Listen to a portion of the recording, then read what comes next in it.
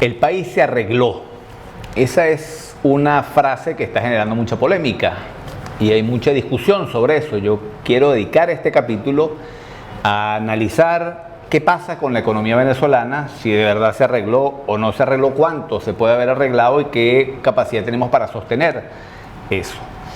Y además, ese se arregló hasta dónde llega, si es que llega a alguna parte. De acuerdo con Nicolás Maduro, el país no solamente se arregló, sino que dice cosas como esta. Lo que hicimos fue plantarnos, meterle el coco, buscar los mejores asesores mundiales en economía, en moneda, en finanzas, en políticas públicas, en políticas productivas. Y hoy podemos decir que nos merecemos el Premio Nobel de Economía. ¿Qué es lo que ha hecho el gobierno en los últimos meses?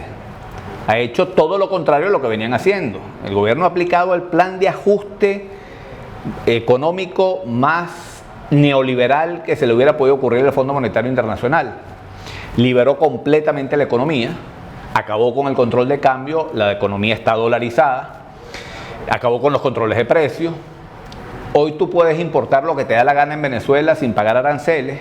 Está privatizando las empresas del Estado, está acabando con los subsidios, terminó con el subsidio de la gasolina. Hoy pagamos la gasolina a precios internacionales en dólares en las estaciones de gasolina y acaba de quitar el subsidio al diésel, que es el combustible que utiliza fundamentalmente el transporte público y el transporte de alimentos.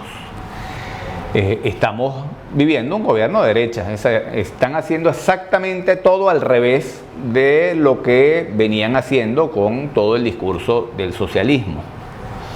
Eso está produciendo algún efecto en la economía. Una economía que estaba absolutamente controlada, era una economía donde el desabastecimiento era brutal, aquí no había medicinas, no había alimentos. En el año 2016, 2017, 2018 fueron años terribles. Y el gobierno, al liberar la economía, pues la cosa se empieza a mover y empieza a haber una sensación de que las cosas se pueden estar arreglando. ¿Hasta dónde se están arreglando? Hay una burbuja muy pequeña que esta apertura económica nos ha mejorado el nivel de vida considerablemente. Ahora se consiguen en bodegas todo lo que se necesita, se abren restaurantes, pero de eso está disfrutando un porcentaje muy pequeño de la población. La inmensa mayoría del país está absolutamente ajeno a esos cambios favorables que se pueden estar produciendo. El informe de INCOBI del 2021 sobre la pobreza, un informe hecho por la Universidad Católica Andrés Bello, pero con profesionales de la Universidad Central, fundamentalmente, y de la Católica, un informe muy profundo, muy detallado, muy bien hecho. En ese informe las cifras sobre la situación social son terribles. La mortalidad infantil, que es una de las mediciones clásicas para medir cómo está la situación social de un país, la mortalidad infantil ha subido a 25.7 niños muertos por cada 1000. Eso es lo que había en Venezuela hace 30 años. La esperanza de vida, la edad promedio de un venezolano se ha reducido en 3 años, en los años de esta crisis se redujo en 3 años. Es decir, el promedio de los venezolanos vamos a vivir 3 años menos de lo que estábamos viviendo antes de que la crisis empezara. Son indicadores duros que miden la situación de pobreza. No quiero hablar de los resultados del estudio en términos de desnutrición infantil, talla, peso de los niños, en lo que se mide su nivel nutricional. La situación de los niños es caótica. La situación de la educación.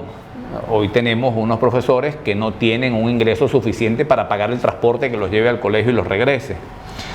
Si la situación social de Venezuela es trágica, es difícil hablar de que los problemas del país se arreglaron. La caída del Producto Interno Bruto tiene una razón fundamental en Venezuela. Esa caída tan abrupta tiene que ver con el petróleo. Somos un país petrolero, dependiente del petróleo. 95% de las divisas que generaba Venezuela cuando la industria petrolera era fuerte provenían de la industria petrolera. El gobierno dice que la producción petrolera y la crisis que hay en la industria es provocada por las sanciones. Y yo quiero que veamos eso en detalle, con números, para ver cuál es la verdad de esa afirmación del gobierno. La verdad es que en 1998, cuando Hugo Chávez fue electo presidente, el país estaba produciendo 3.300.000 barriles diarios de petróleo promedio durante ese año. En diciembre de ese año llegó a producir 3,5 millones de barriles diarios. Para el 2013 la producción era de 2.800.000, es decir, 500.000 barriles diarios se habían perdido en el transcurso de 14 años.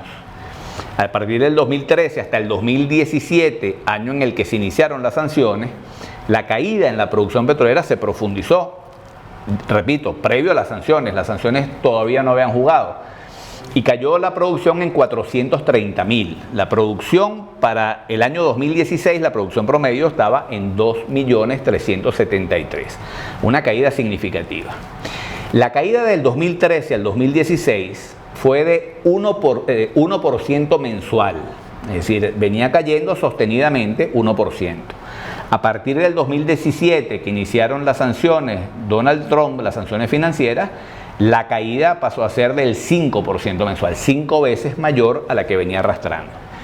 Los números dicen claramente, esta discusión, podrán decir opositores y gobierno lo que quieran, pero los números hablan por sí solos, son los números los que expresan el impacto que tuvo el desarrollo de una política petrolera equivocada, con una asociación de empresas mixtas donde PDVSA parecía el enemigo de las empresas internacionales que venían a extraer petróleo, un esquema de negocio completamente inviable donde no estimularon para nada la inversión, produjo una caída progresiva de la inversión petrolera. Pero las sanciones, claro, que tuvieron un impacto en la caída estrepitosa que tuvo al final nuestra producción. Cayeron los precios, cayó la producción y Venezuela entró en una crisis muy grande y después en el 2019, cuando se establecieron sanciones ya a la empresa petrolera, la empresa petrolera pasó a tener muchas dificultades por todo tipo con las sanciones, dificultades para obtener crédito, dificultades para obtener insumos, la refinación, por ejemplo, la producción de gasolina. Venezuela depende de diluyentes que compraba en Estados Unidos. Cuando los diluyentes, pues Estados Unidos no los vendió más, nos quedamos sin gasolina. Las sanciones tienen un impacto. No son las responsables para nada de la caída de la industria, pero han tenido un impacto negativo. El efecto negativo de las sanciones terminó llevando la producción en el 2020 a 530.000 y en diciembre del 2020 fue 430.000 barriles, su nivel mínimo.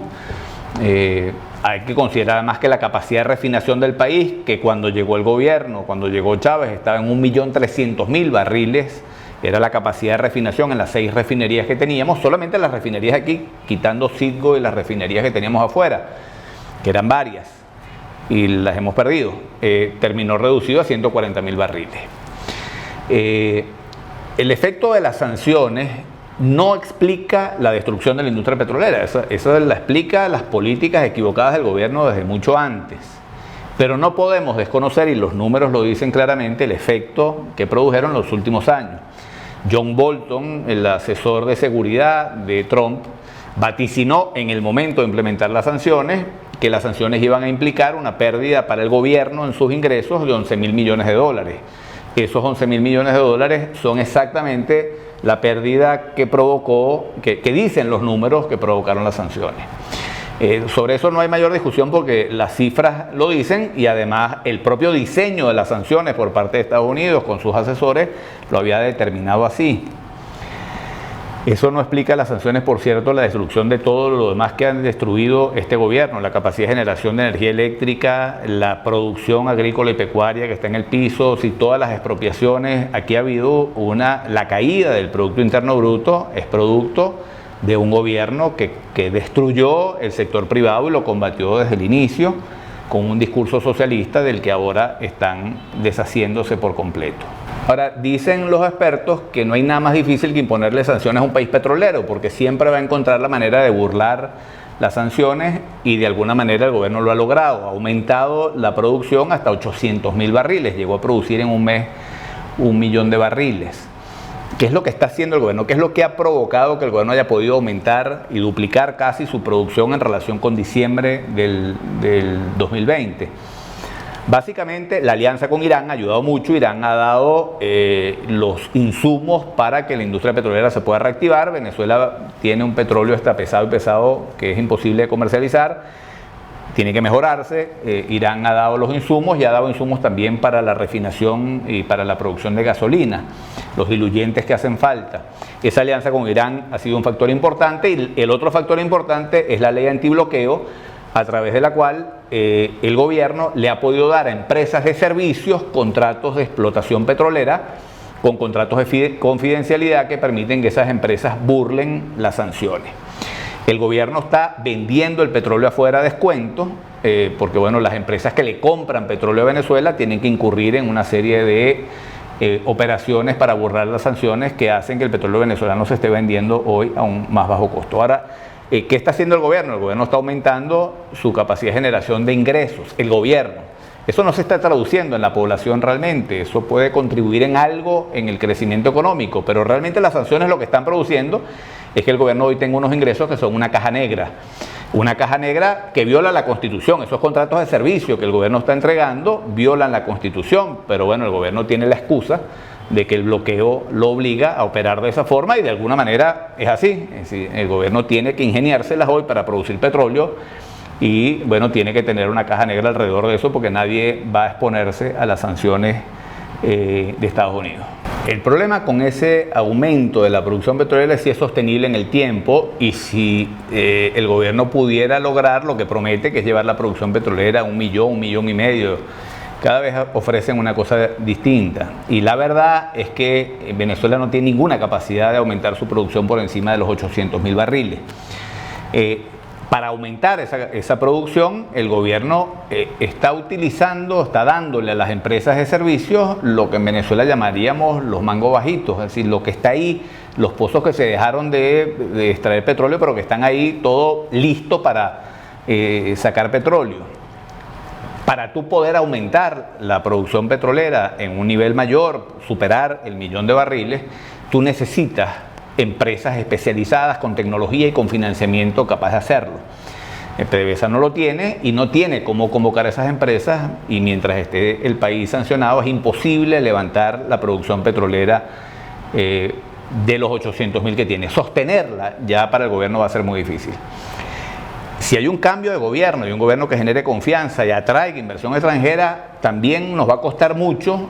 Yo a veces escucho desde algunos líderes de la oposición que ofrecen que la producción petrolera se va a triplicar y eso tampoco es posible porque la industria petrolera tiene problemas estructurales para poder recuperar su producción en el corto plazo y en el mediano plazo, por lo menos de manera significativa. Entonces quisiera terminar este episodio hablando de qué es lo que tiene que pasar en Venezuela para que de verdad Venezuela se arregle. Recuperar la economía venezolana va a requerir una inversión muy grande de recursos. Esos recursos están en los organismos multilaterales, en el Fondo Monetario Internacional, Banco Mundial, Banco Interamericano de Desarrollo, en las instituciones financieras, en las empresas transnacionales importantes que tienen que venir a Venezuela a invertir. Esas inversiones no van a llegar con este gobierno. Es absolutamente indispensable un cambio de gobierno, primero porque este gobierno tiene rotas las relaciones con los organismos multilaterales, pero además no genera la confianza necesaria para las inversiones. El gobierno puede estar haciendo cosas para atraer esas inversiones, pero no puede borrar un historial. Si va a ser muy difícil que vengan empresas pensando en lo que Venezuela se empiece a recuperar, el gobierno volverá otra vez a sus prácticas y a su prédica socialista. Entonces se necesita un gobierno que genere confianza para que vengan inversiones. Inversiones que tienen que estar destinadas ¿a qué? En primer lugar, a recuperar la producción petrolera que podamos recuperar, y no solamente la producción de petróleo, sino la producción aguas abajo, es decir, la industria petrolera aguas abajo, la petroquímica, la refinación. Venezuela tiene que mejorar su producción petrolera, pero no para exportar petróleo, sino para exportar derivados del petróleo, productos acabados que le den valor agregado a esa producción y generen empleo dentro de Venezuela. Pero Venezuela tiene que olvidarse de que va a ser una economía dependiente del petróleo como lo era antes. La Venezuela petrolera, de la renta petrolera, quedó atrás. Tenemos que ir fuerte a diversificar la economía, a invertir en la producción agropecuaria. Venezuela tiene un potencial enorme.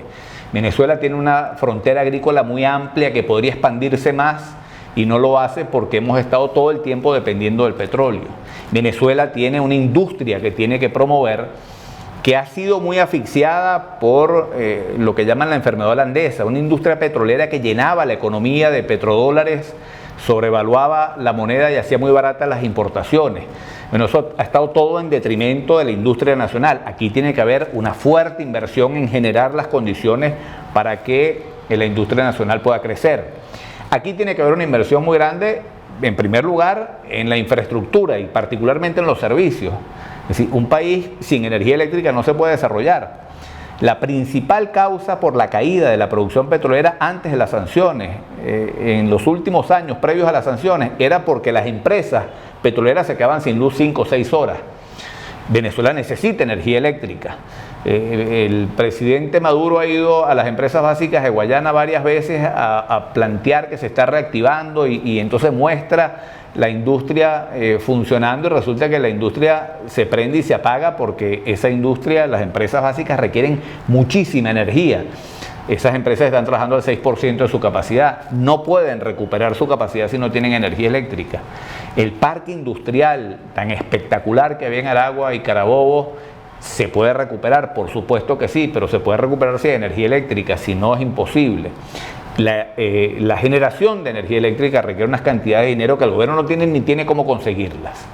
Entonces hace falta una fuerte inversión, hace falta caminar hacia la diversificación de la economía y hay que hacer un esfuerzo nacional de inversión en educación, ciencia y tecnología y sobre todo en las áreas donde el país es competitivo. Con este capítulo número 12 cerramos la primera temporada de Realpolitik. Esta primera temporada la hemos dedicado sobre todo para hacer reflexión política. La próxima temporada, que viene pronto, vamos a hablar sobre los temas económicos y sociales. Fundamentalmente nos vamos a enfocar en el potencial que tiene Venezuela para generar riqueza, para generar bienes y servicios, para generar empleo. ¿Cómo hacemos para desarrollar una política económica que genere riqueza? ¿Y cómo hacemos para desarrollar una política social que se afinque en la educación y en la dotación de la población de herramientas, sobre todo los más necesitados, herramientas que les permitan optar por empleos y puedan tener una remuneración que les permita vivir con dignidad? ¿Cómo hacemos para generar riqueza y oportunidades para todos los venezolanos? ¿Cómo hacemos para desarrollar una economía que genere tantas oportunidades que permita que todos los compatriotas que se han tenido que ir a buscar oportunidades en otros lados puedan regresar? En eso vamos a enfocar la próxima temporada. Quiero darle las gracias a todos los que nos han acompañado en esta primera y pedirles que estén pendientes porque muy pronto arrancamos con la próxima. Muchas gracias. Si te parece que este episodio vale la pena, por favor compártelo, dale like, hazme algún comentario y sígueme en mi canal de YouTube.